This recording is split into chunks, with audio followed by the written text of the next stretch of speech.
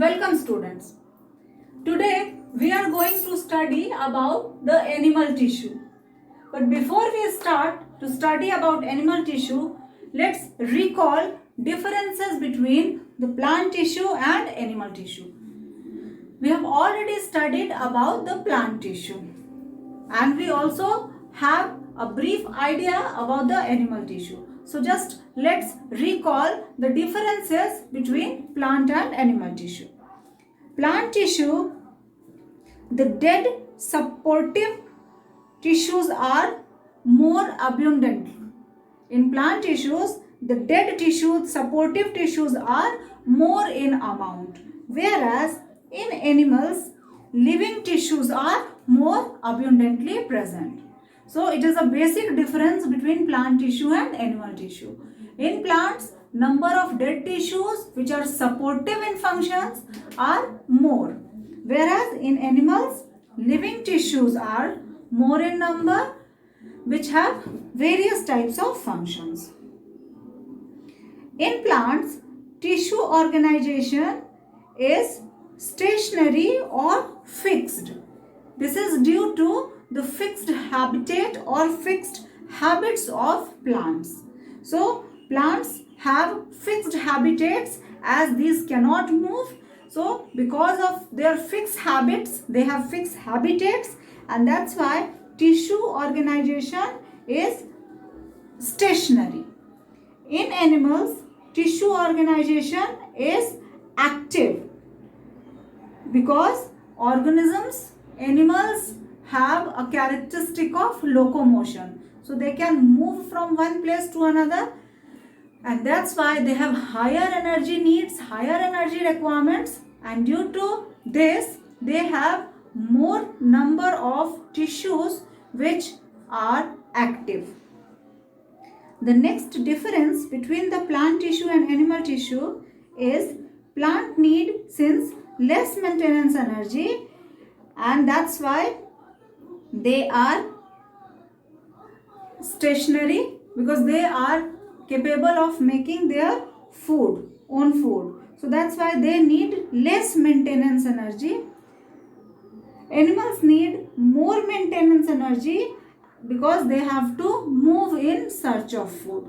Now this phenomenon brings difference in their tissue structure also. So in plants, since they are capable of making their food themselves and they need less amount of energy, so the basic function of tissue is to help in food production. Whereas animals have various other activities. They have to move from one place to another and they have to face different changes in atmosphere, in temperature, everything.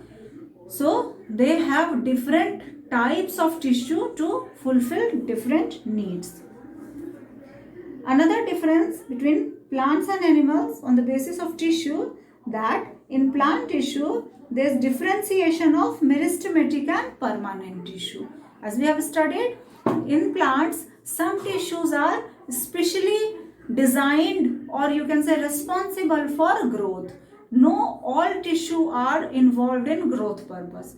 Some are special functions of growth whereas others perform different other functions. They are not involved or responsible for growth. In animals, such differentiation is absent. All the cells, all the tissue grow. So it is a basic difference between plant tissue and animal tissue. In plant tissue, growth tissue, which are known as meristematic tissue, are different from permanent tissue.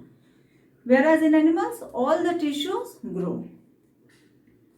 In plants, organization is very simple and in animals, organization is complex because the development of a specialized organ and organ system.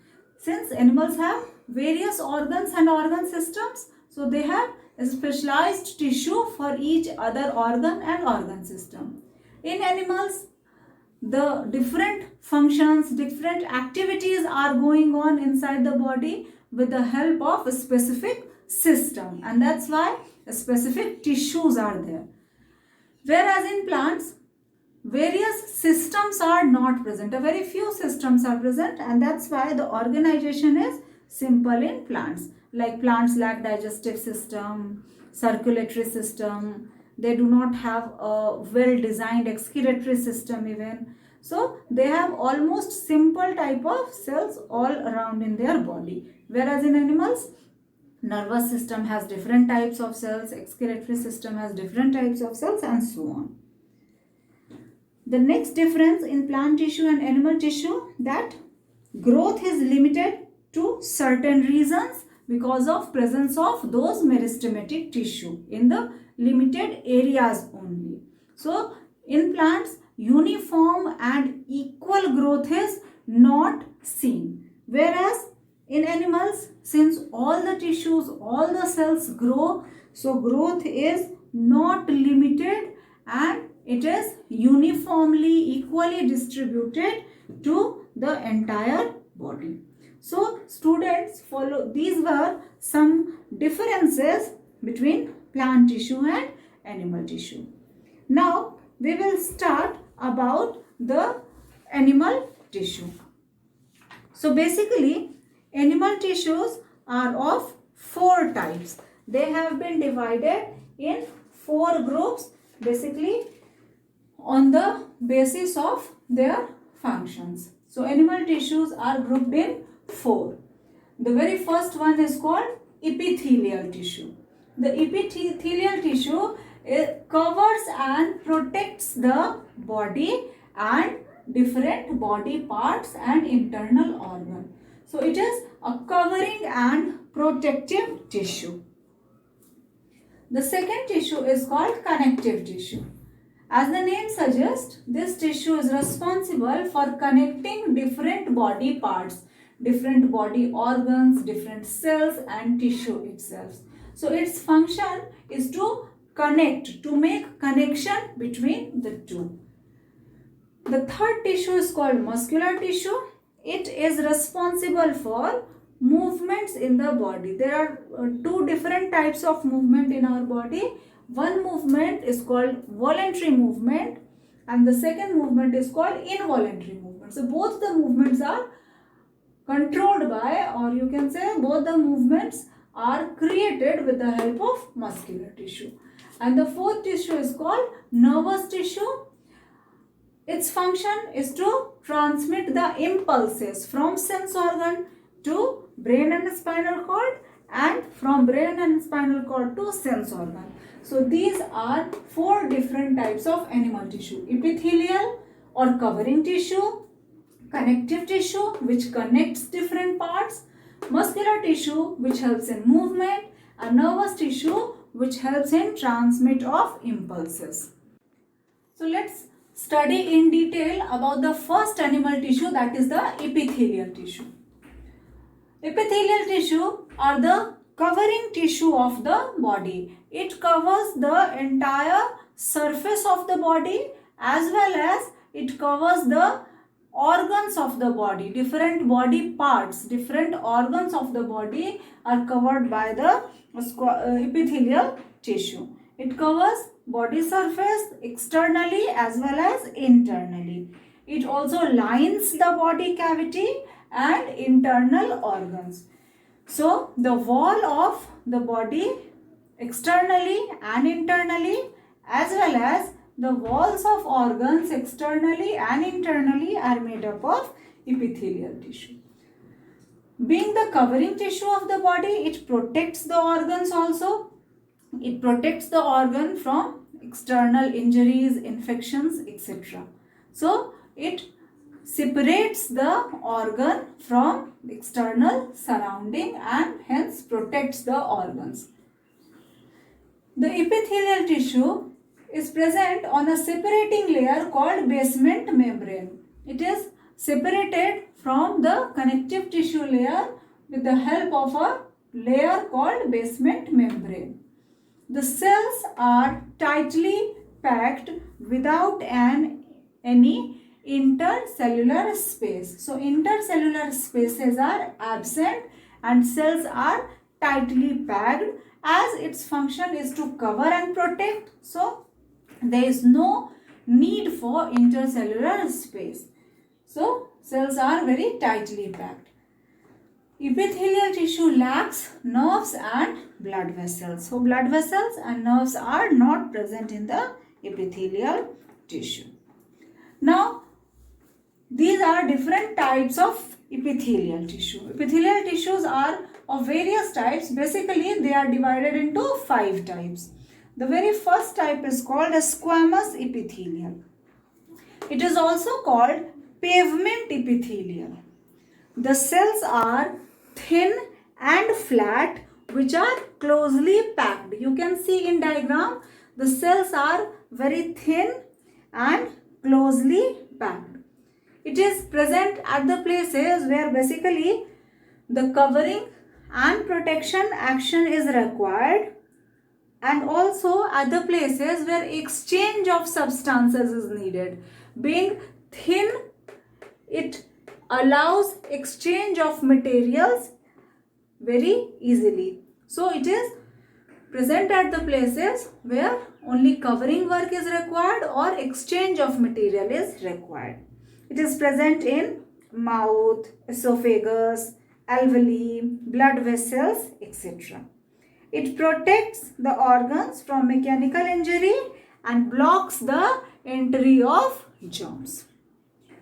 Sometimes the squamous epithelial are arranged in many layers. So that type of a squamous is called stratified squamous. Cells are thin but they are arranged in many layers. So there is a many layer of thin cells, that is called stratified squamous, and it is found in skin. The second type of epithelial is called cuboidal epithelial. As the name suggests, cells are cube shaped. You can see the cells are comparatively thick as that of squamous. So these are thick cube shaped. Cells are having all the sides almost equal. These cells are present in the areas where absorption, secretion and excretion of substances is required. Like it is found in kidney tubules, salivary glands, sweat glands, etc. where a little amount of secretion or absorption is required. The third is called columnar epithelial. Again, with the help of diagram, you can differentiate.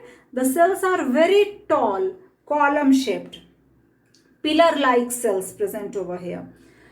These cells are pillar-like and very tall, forms column-like a structure. It is mainly responsible for function of secretion and absorption of substance in large amount. The substances are absorbed and secreted in more amount. Their columnar epithelial is required. It is present in lining of stomach and intestine. Their secretion and absorption is required. Even cuboidal is responsible for that, but for the substances which are being secreted or absorbed in a small amount like saliva and sweat. But columnar epithelial is cell which is responsible for secretion and absorption in large amount like of food. The next is called ciliated epithelial. Ciliated epithelial is a type of epithelial which bears cilia on its free end. Generally, it develops in columnar epithelial. Generally, columnar epithelial bears cilia on its free end. You know about cilia. You have studied in standard 8th about cilia and flagella. Cilia are fine, hair-like, numerous structure. So these cilia are born on the free end. You can see over here, it is making it a brush-like structure. It is present in the parts where rhythmic movement is required, where the movement of substance is required, and this brush-like structure helps in the movement of substances. The rhythmic movement of cilia helps the movement of material in a particular direction. It is found in lining of trachea, in kidney tubules, in fallopian tubes in females. So these are the part where the ciliated structure is present. Ciliated epithelial is present. The fourth type of epithelial is called glandular epithelial. It is again a modification of epithelial where any type of epithelial bears gland in it. Especially columnar and cuboidal develops as glandular epithelial. Here the epithelial develops gland in it, in which some substances are produced which are being secreted. So its basic function is secretion of substances. It is present in sweat glands, in tear glands, etc. So these are 5 types of epithelial. Squamous epithelial, very thin, compactly arranged cells, also known as pavement epithelial. Cuboidal epithelial, cube-shaped cells. Columnar epithelial, very tall pillar-like cells. Ciliated epithelial, columnar with cilia on its free end. And glandular epithelial, epithelial with glands inside it. So these are 5 different types of epithelial tissue with its function. Students, now this is your assignment time. I have given you some questions. Total 5 questions are there. These questions are based on today's video session. You will get all the answers in the video itself. So watch the video carefully and write down the answers of these questions. The very first question is differentiate between plant tissue and animal tissue. In this question, you have to write down the differences between plant tissue and animal tissue. I have discussed about that.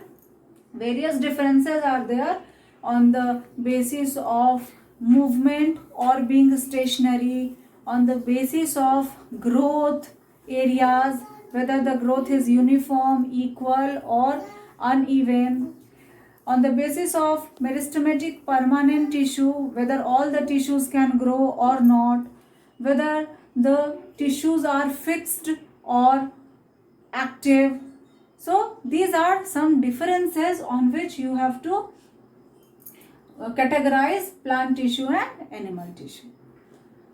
In the second question, you have to name different types of animal tissue and mention at least one function of each.